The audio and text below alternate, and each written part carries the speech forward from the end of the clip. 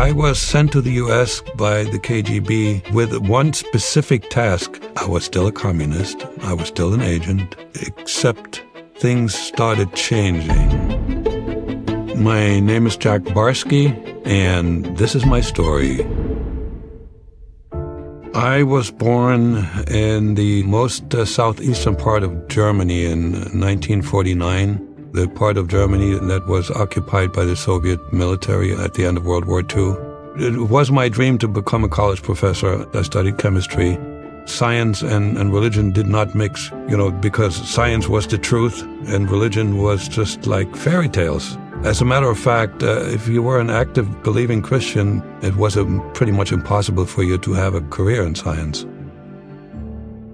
I was already working as an assistant professor when one day there was a knock on the door and a stranger came in.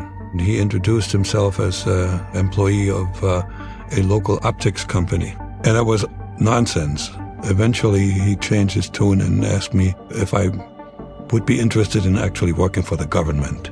My idea was that he was working for East German intelligence, Stasi. And then we met the following week, and he said, "We are working with our Soviet comrades." So I knew I was now in the hands of the KGB.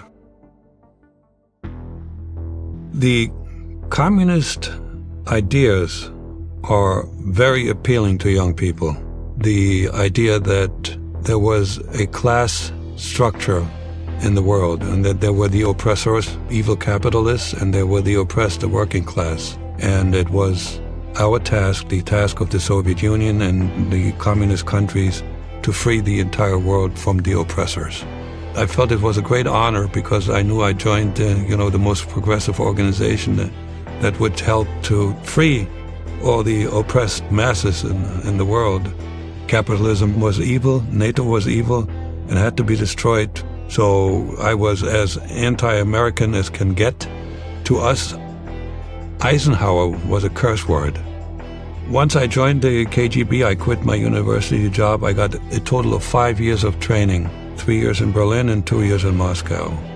And when it was decided that I was ready to go to the United States and pretend to have been born in the U.S., it was a trip during which I used 3 false passports, traveled through several countries, and eventually wound up in Chicago at the O'Hare Airport. I was sent to the U.S. initially with one specific task: to get close to individuals who make foreign policy or influence foreign policy. I also was supposed to work as a spotter, get to know as many people as possible, profile them and see whether they could be targets for recruitment. Unlike almost all the other spies who were diplomats and worked as teams, I was a lone wolf. So I had to find my way into American society. I went to college in the U.S. and then I got a job. So within about 8 years, I was successful in fully integrating in American society. I was still a communist. I was still an agent, except things started changing. First of all, I loved the job. I loved computer programming. I was able to be creative. And occasionally I was really grumbling that my spy work interfered with my real job. My prejudice towards Americans disappeared rather quickly. I found some bad bosses, but evil, greedy capitalists, I was looking for them, couldn't find any. When I left for the United States, I was married in Germany. And within a year, a son was born. And the whole idea was that I will be serving about 10 years in the U.S. and then eventually come back and we live happily ever after. Well, didn't work out that way.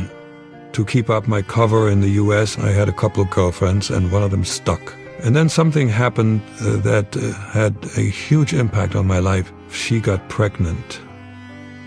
And I watched our daughter grow up. I had to make a decision as to whether to go back and leave her or stay and risk being arrested by the FBI and possibly assassinated by the KGB.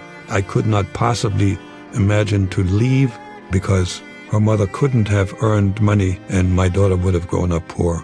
My subconscious fed me a thought, three words, I am staying. I sat down and wrote a letter in secret writing to KGB headquarters, and I came up with a story. I told them I can't come back because I have caught HIV/AIDS. And in those days, it was a death sentence. I didn't know whether they would believe it or not, but they did. They'd actually told my German family that I had passed away from AIDS. I threw away my shortwave radio. I was done. I had had exposure to the American dream by interacting with my colleagues, and they were living a very happy life, so I said, I want some of that. And so I started working on my version of the American dream, and I was pretty successful at it. It was 9 years since my quitting the KGB that the FBI showed up, and that was as a result of a betrayal. There was a KGB archivist who smuggled a lot of secrets out of the archives, and there was a little snippet of information amongst a pile of super secret stuff that says there's a fellow named Jack Barsky living in the Northeast and he's an illegal. And that's when the FBI started looking at me, investigating me, because they didn't know whether I was still active. One day they introduced themselves, and that was a big shock. And so it took 5-6 weeks of once a week heavy debriefing. And then I had to pass a lie detector test, and I was told there would be a way to citizenship over time. So that's how I became a real American, legal American. I wasn't a radical atheist anymore because I had met too many really smart Christians. I was in a very nasty divorce, and I was, for the first and only time in my life, I was going through a lengthy period of depression. And this is when my administrative assistant, she knew about my life. She invited me to church. The service was already going on, and the music was nice, but then the pastor preached on the love of God. That's what I needed to hear. So that's when I decided to visit the church on a regular basis. And then one day it hit me, and I said, I want to give my life to Jesus. What science can never achieve is wake up the soul that you have and become comfortable with your own being, because you know that no matter what happens in your life, somebody very powerful loves you. One thing I'm really not very proud of is I was a bigamist. You know, I was married in Germany, and then I got married in the United States. So when I told my daughter Chelsea that she had a half-brother in Germany, she was looking for him like crazy and eventually found him. I get a phone call from Chelsea, and she told me, Matthias is here. It's my son. So I couldn't be a coward, so I went to meet them. And this is where I confessed. I said, I'm so sorry that I wasn't there as a father for you, but you got to understand, you know, you had a functioning family structure. You had support. If I leave Chelsea by herself, she would have led a miserable life. And he said, I understand. And from that point on, he called me Dad. He still does. So the relationship is good. It has healed.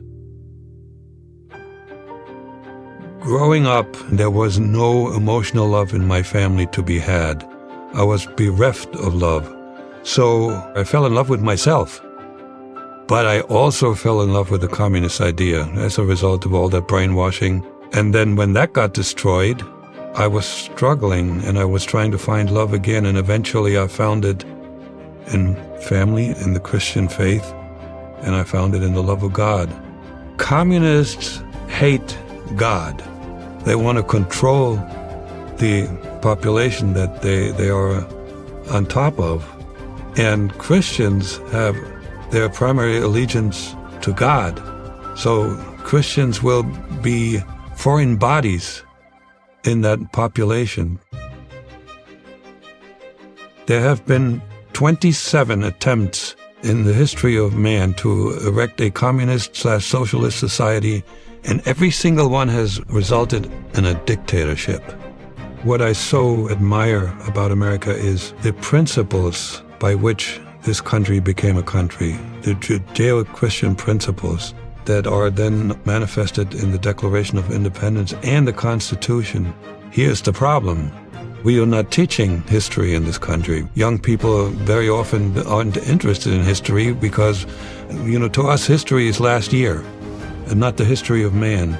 It starts with our educational system, and it starts with, teaching how to think again and think independently.